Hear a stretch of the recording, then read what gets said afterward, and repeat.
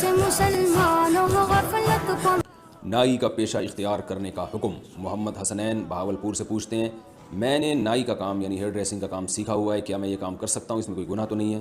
بھائی کسی کے بال کاٹنا تو بالکل بھی گناہ نہیں ہے بلکہ ثواب ہے، لیکن یہ کہ اس میں ناجائز کام نہ کریں، آپ داڑھی نہ کاٹیں کسی کی۔ اس طرح بالوں کے جو عجیب عجیب قسم کے فیشن آ رہے ہیں، کہیں سے سر منڈا ہوا ہے، کہیں سے بال ہیں، کہیں سے بہت چھوٹے بال کر دیے، کہیں سے بہت لمبے بال کر دیے، تو یہ چیزیں حدیث میں اس کی ممانعت آئی ہے۔ آپ صلی اللہ علیہ وسلم نے کہیں سے بال مونڈنا اور کہیں سے پورے باقی رکھنا اس کو حرام اور ناجائز قرار دیا ہے۔ اسی پر علماء نے قیاس کیا ہے کہ اگر بلیڈ سے صاف نہ بھی کیا جائے لیکن بہت چھوٹے بال کہیں سے بہت چھوٹے اور کہیں سے بہت بڑے، تو یہ بھی اسی کے مشابہ ہے، یہ بھی ناجائز ہے۔ تو اگر آپ ان چیزوں کا خیال کریں کہ ایسے فیشنیبل بال جس میں کہیں یعنی ایک سر کے بالوں میں ایک جیسے لڑکے کرتے ہیں بہت زیادہ پف نکال لی اور ادھر سے پوری ٹنڈ کرا دی، اس قسم کے اگر آپ عجیب عجیب چیزیں لوگوں کے سروں پہ نہیں بنائیں گے اور نارمل طریقے سے بال چھوٹے کریں گے تو جائز ہے یہ کام۔ اور اگر ان چیزوں کا خیال آپ نہیں کرتے تو پھر آپ کوئی اور کام کریں، انشاءاللہ اس میں آپ کو ثواب ملے گا، یہ کام پھر آپ نہ کریں۔ کیا نیاز کا کھانا جائز ہے؟ محرم یا محرم کے علاوہ ہمارے سنی بھائی جو نیاز کرتے ہیں اس کا کیا حکم ہے؟ کیا نیاز کا کھانا جائز ہے یا نہیں؟ پرویز علی نواب شاہ سے پوچھتے ہیں۔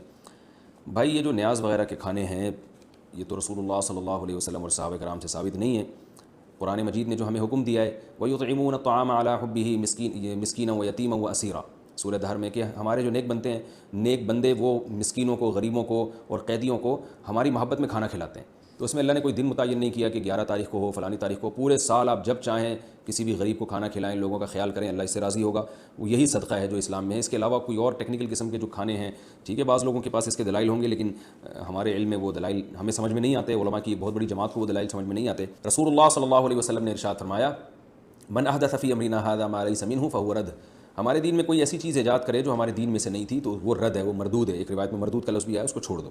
تو جس طرح صحابہ کرام غرباء اور مساکین کا خیال کیا کرتے تھے اسی طرح آپ بھی کر لیا کریں، الگ سے کوئی اسپیسیفک نام دے کر اور تاریخیں متعین کر کے اس طرح کے کھانوں کا انتظام نہ کریں، اور کوئی اگر کرتا ہے تو آپ اس میں شرکت نہ کریں، وہ کھانا اقصی کے لیے شیر کی آواز اٹھاؤ۔